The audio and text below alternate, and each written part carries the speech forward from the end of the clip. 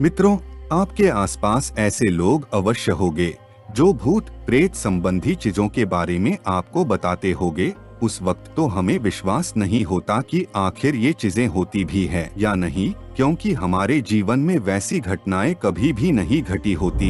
ऐसे में हमारा मन जब ऐसी बातों को सुनता है कि आत्मा एक शरीर से दूसरे शरीर में प्रवेश कर जाती है, तो हमें विश्वास नहीं होता। परंतु इस बात में कितनी सत्यता है?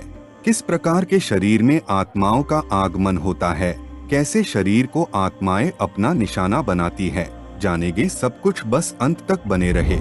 यदि आप चैनल पर नए हैं तो सब्सक्राइब अवश्य करें, क्योंकि यह वीडियो तो आपके लिए फ्री है, परंतु इससे हमारी बहुत मदद होती है।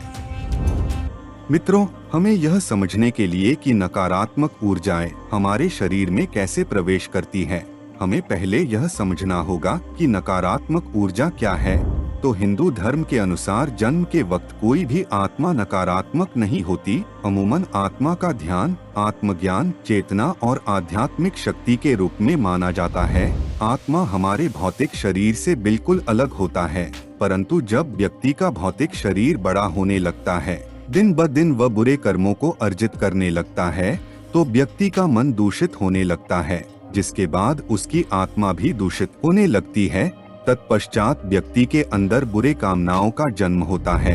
यदि व्यक्ति की वह बुरी कामनाएं जीवित रहते ही पूरी हो जाए, तो मृत्यु के पश्चात उनकी आत्मा नहीं भटकती और वे इस जन्म में किए गए बुरे कर्मों का फल अगली जन्म में भोगते हैं। परंतु यदि किसी प्रकार इस बुरे व्यक्ति की मृत्यु समय से पहले हो जाती है और उसके अंदर असीमित कामनाओं का भंडार हो, तो मृत्यु के पश्चात भी उसकी आत्मा शरीर से अलग होकर इस संसार में भटकती रहती है और अपनी इच्छाओं की पूर्ति के लिए एक नए शरीर की तलाश करती रहती है।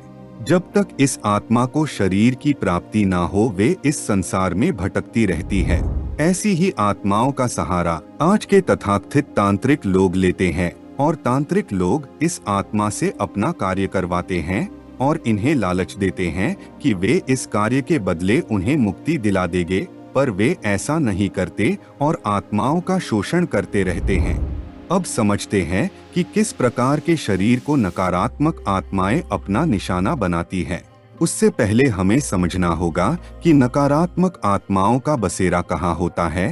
तो मित्रों, अपवित्र स्थान जैसे टॉयलेट, बूचड़खाने, नदी, नालों व जिस जगह पर अंतिम संस्कार होता है, अमूमन ऐसे स्थानों को ये आत्माएं अपना बसेरा बना लेती है और वे एक ऐसे शरीर की तलाश में रहती है जो पूरी तरह से अपवित्र हो, यानी कि जो व्यक्ति तामसिक भोजन करता है, मांस, मदिरा आदि का सेवन करता है, साथ ही साथ गलत कार्यों में संलग्न रहता है, उनके शरीर को ये आत्माएं पाने की तलाश में रहती है।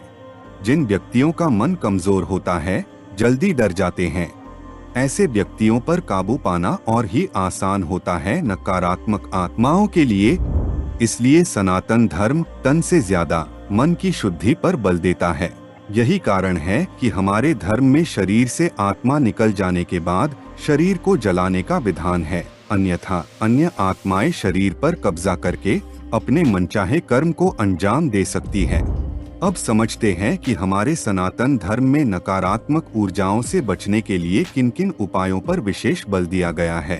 तो मित्रों, यदि आप चाहते हैं कि आपके ऊपर नकारात्मक ऊर्जाओं का प्रभाव कभी ना पड़े, तो सबसे उत्तम माना जाता है शुभ स्थानों का दौरा करना, यानी धार्मिक स्थल जैसे मंदिर, तीर्थ स्थलों का दौरा करना, ताकि अगर थोड़ी भी नकारात्मक ऊर्जा का प्रभाव आपके ऊपर हो तो मंदिर और तीर्थ स्थलों पर मौजूद सकारात्मक ऊर्जाओं से उसको दूर किया जा सके। दूसरा तरीका है मित्रों, मंत्र जाप और पूजा पाठ पर ध्यान देना। हमारे सनातन संस्कृति में मंत्र जाप और पूजा का महत्व बहुत ही ऊंचा है।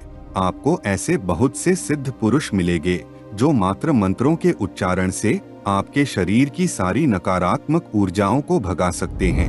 तीसरा तरीका है मित्रों, ध्यान और योग। यदि आपको लगता है कि आपका मन बहुत कमजोर है, थोड़ी सी परछाई से ही आप डर जाते हैं, तो आपको ध्यान और योग करने की आवश्यकता है, जिससे आपके अंदर आत्मविश्वास का भाव पैदा हो और आप अपने मन को मजबूत बना सकें।